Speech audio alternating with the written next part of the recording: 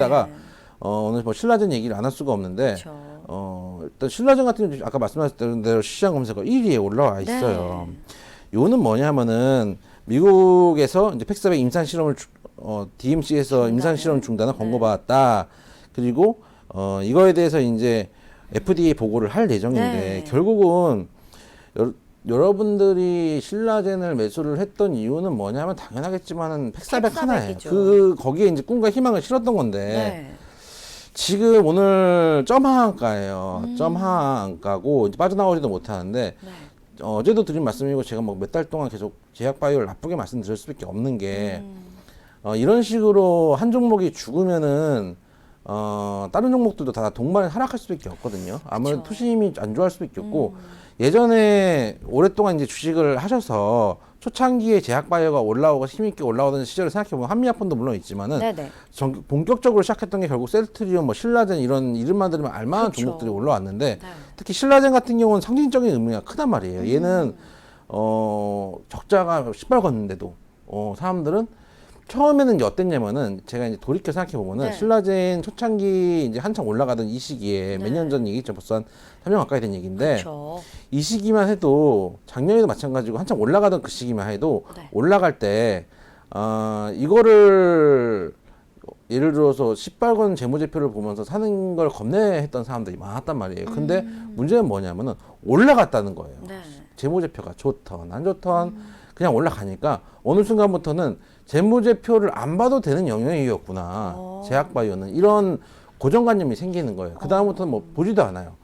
근데 이제 떡락을 하기 시작하면 그때부터는 재무제표가 눈에 보이거든요. 그쵸. 그 다음에 정신을 차리는 거 내가 왜 이런 종목을 샀을까 이런 생각이 발생을 해요. 네. 그러면서 신라젠뿐만 아니라 다른 종목들도 다시 한번 재무제표를 보게 되는데 뭐 아니나 다를까죠. 다 재무제표가 그렇게 좋은 종목들이 없으니까 네. 해봤자 뭐 셀트리온 정도인데 그래서 이제부터는 계속 투심이 안 좋아질 수밖에 없고 네. 여기에 대해서는 몇 달 전부터 말씀을 드려왔어요. 특히 제가 이제 자주 드리는 말씀이지만 제약바이오 영역은 저도 기술적으로만 말씀을 드린다라고 얘기를 드렸던 게 네. 제가 이제 뭐 의학 박사도 아니고 이거를 개발해 본 적도 없고 또 약도 잘 안 먹거든요. 약도 잘 안 먹고 그렇기 네. 때문에 여러분들이 어떤 종목에 대해서 이 기술이 확실할 거라도 확신을 갖고 있는 거는 되게 위험한 거예요. 왜냐하면은 실제로 개발하고 수십 년 동안 이 분야의 권위자라는 분들도 실제로 성공할지 안 할지 모르는 거예요. 그럼 결국은 우리는 이 뭐라 그럴까요? 약품이라든지 네. 기술에 대해서 확신을 가질 수 있는 건 없어요. 결국은 차트를 통해서 분석을 하고 혹은 재무제표를 통해서 분석을 해서 네. 어쨌든 저희는 주식을 해서 돈을 벌어야 되는 사람들이기 때문에 주식의 관점으로 접근을 해야 돼요. 근데 대부분 제약바이오 마찬가지예요. 똑같이 뭐 예를 들어서 제약바이오만 그런 것도 아니고 뭐 최근에 핫한 뭐 그리핀이라든지 뭐 예를 들면 키오스크라든지 네. 뭐 여러 가지 기술들이 있잖아요. 또 이제 뭐 예를 들면 자율주행차 뭐 이런 그쵸. 것도 마찬가지고 앞으로 어떤 기술들이 나올 것이다. 뭐 AI도 마찬가지고 뭐 AR도 마찬가지고 네네. 여러 가지 기술들이 있지만은 물론 기술들이 발전을 해 나갔죠. 사회가 발전하니까 기술들이 그쵸. 발전해 나갔지만은 그게 주식이 반영되는 게 지금일지 그 기술이 확실히 개발될지 특히 AI 같은 경우도 뭐 바이오도 마찬가지지만 AI 같은 경우도 지금 거의 뭐 AI 느낌은 뭐 한 내년쯤엔 터미네이터 나올 기세예요. 근데 그렇게 될지 아니면은 정말 아직도 뭐 일부 그냥 컴퓨터로 뭐 알파고 정도 레벨로 이제 나오게 네네. 되는 건지는 저희가 확신을 할 수 없는 부분들이거든요. 그래서 기술에 대해서 확신을 갖고 앞으로 이렇게 될 것이다. 예를 들면은 제약바이오를 계속 좀 부정적으로 말씀드렸던 거는 네. AI다 예를 들어서 가정을 하면은 AI는 그러니까 정해진 기간이 없잖아요. 앞으로 쭉 그쵸. 발전할 거고 그러니까 앞으로 그 갖고 있으면 장기적으로 묻어놓으면 결과가 나오지 않을까. 자율주행차도 마찬가지예요. 언젠가는 우리가 운전을 안 해도 언젠가는 그쵸. 그쵸? 언젠가는 네네. 뭐 알아서 주차도 해주고 특히 이제 주차를 어려워하시는 조금씩 그런 게 또 네. 보이고 있죠. 그런 분들도 그런 많기 기능이 때문에 또 탑재가 되어 가고 있고. 그럼요. 그럼요. 만약에 자율주행차가 나온다 그러면 분명히 시장에서 어느 정도 처음에는 뭐 스토리는 뻔하죠. 처음에는 기술은 있는데 시장성이 없다. 이러다가 어느 순간은 기술적이 더 발전해서 시장성이 생기는 날이 또 네. 오겠죠. 그러니까 아예 롱텀으로 봤을 때는 가능성이 있는데 제약바이오의 치명적인 단점이고 제가 부정적으로 자꾸 말씀드렸던 이유 중에 하나는 뭐냐면 저희도 뭐 드렸던 말씀이지만 기간이 정해져 있는 거예요. 3상 이상 그쵸. 결과가 나와야 되는 기간이 정해져 있는 거예요. 이게 반대로 얘기하면 그 기간에 가까울수록 기대감이 높아지기 때문에 결과 전에 시세가 나오기가 쉬워요. 근데 반대로 얘기하면 그 결과치 전에 이 결과치가 안 나오거나 이 시기가 넘어가 버리면은 결국은 하락할 가능성이 높고, 만약에 성공을 했을 경우에도 이벤트 종료로 하락할 가능성이 높은 거예요. 그러니까 계속 이제 기간이 갈수록 가치가 떨어지는 거, 시장 가치가 계속 줄어드는 거예요. 그래서 아예 롱텀으로 보는 섹터가 될 수가 없어요. 근데 대부분 제약바이오를 갖고 계시는 분들은 이 기술은 정말 혁신적인 기술이다.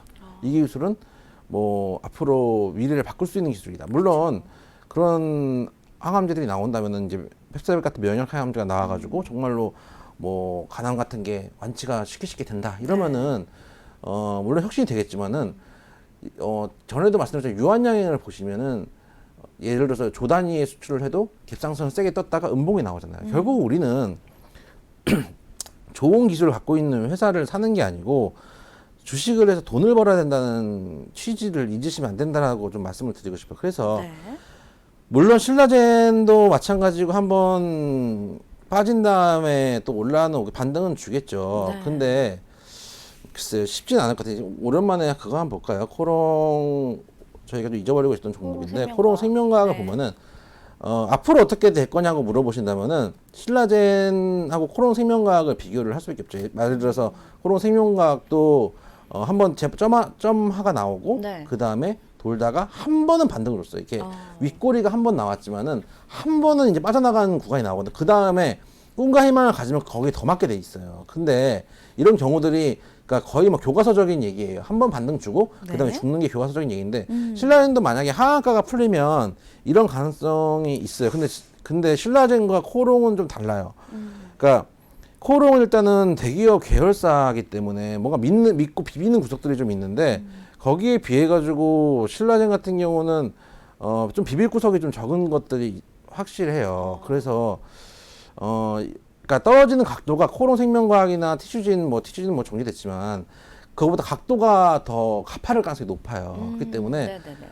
반등 구간을 그러니까 예를 들면 이렇게 하시는 게 좋을 것 같아요. 제 개인적인 생각으로는 일단 하가 풀리면은 반을 치고 남은 그러니까 한 번에 다 빠져나오시는 생각하지 말고 네. 계속 분해해서 나오시는 게 좋아요. 예를 들어서 네.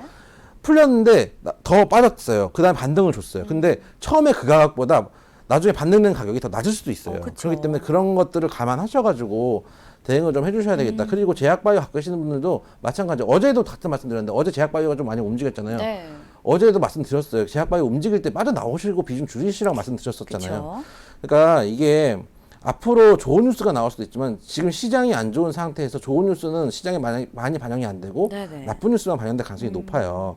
그런 측면을 생각하시면서 거래를 좀 하셔야 된다. 네. 라고 좀 말씀을 좀 드리고 싶어요. 네. 그래서 첫 번째 뉴스로는 신라젠 관련 뉴스를 한번 뽑아서 말씀을 드렸습니다. 뭐 실시간 검색어 1위니까요. 네. 저희 뭐 제약바이오 항상 좀 많은 투자자분들이 또 보유하고 계신 영역이 그럼요. 제약바이오인데 이번 신라젠 임상 3상 이슈가 터지면서 좀 걱정이 많으실 것 같아요. 그래서 저희가 빠르게 좀 이슈와 뉴스 체크해보는 시간 가져봤고요. 다음